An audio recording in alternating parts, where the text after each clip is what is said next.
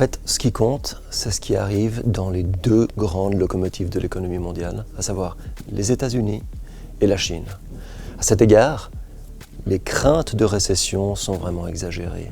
En fait, la pause que l'on a à l'heure actuelle, au niveau économique, la panique que l'on a connue sur les marchés financiers en fin d'année, c'est plutôt quelque chose qui est de nature à prolonger le cycle économique.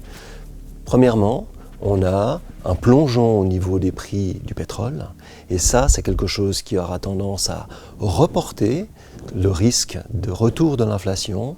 Ça aura tendance à faire en sorte que la Fed, la Réserve fédérale, va arrêter ses hausses de taux, et ça provoquera également un statu quo au niveau des autres banques centrales.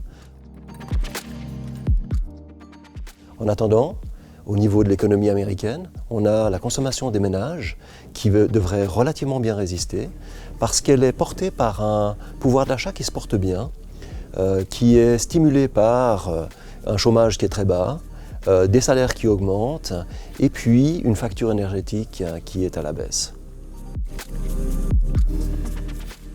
En ce qui concerne la Chine, on a plutôt de bons espoirs. L'espoir que Donald Trump accepte d'enterrer la hache de la guerre commerciale avec la Chine, ce qui permettrait à l'activité de se redresser dans la deuxième puissance économique mondiale.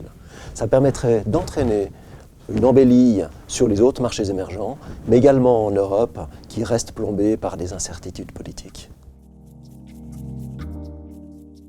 En fait, les actions offrent les meilleures perspectives pour 2019, même si le début d'année pourrait encore être marqué par une certaine volatilité. Mais les valorisations sont redevenues tout à fait attractives, surtout à ce stade du cycle économique, surtout si on les compare à d'autres classes d'actifs comme la classe obligataire où les taux restent au plancher.